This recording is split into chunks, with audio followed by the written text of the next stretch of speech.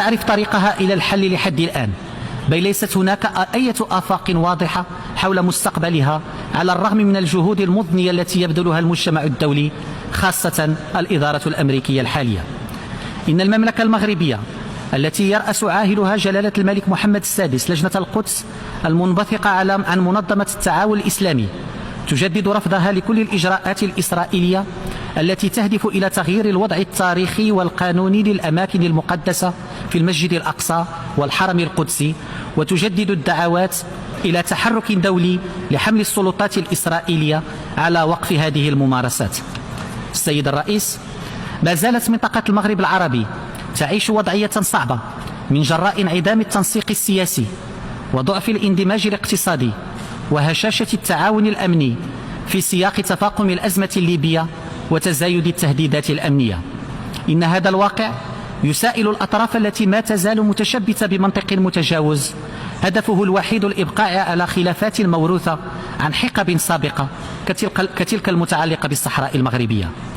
فإذا كان المنتظم الدولي يشجع على حل سياسي مبني على التوافق والواقعية، وإذا كانت المبادرة المغربية للحكم الذاتي تحظى بدعم متزايد من طرف المجموعة الدولية كمقترح جدي وواقعي وذا مصداقية، فإنه يتعين على الأطراف الأخرى في هذا الخلاف الإقليمي أن تتحمل مسؤوليتها وتتخلى عن ازدواجية الخطاب وتنخرط بجدية وروح بناءة في المسلسل السياسي الذي ترعاه الأمم المتحدة.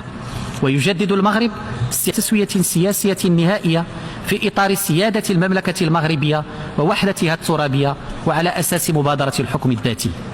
وبالموازاة مع ذلك يواصل المغرب جهوده من أجل تفعيل النموذج التنموي بأقاليمه الجنوبية وتطبيق نظام الجهوية الموسعة بشكل يكفل لسكان الصحراء المغربية التدبير الذاتي لشؤونهم المحلية في مناخ من الديمقراطية والاستقرار والتنمية المندمجة، وتحسين منطقة غرب الشمال الإفريقي من مخاطر الانفصال والبلقنة والتطرف والإرهاب الدولي.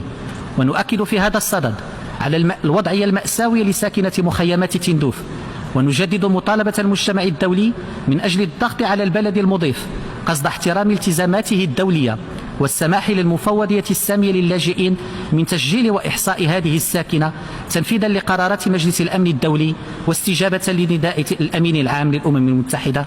والسلام عليكم ورحمة الله تعالى وبركاته.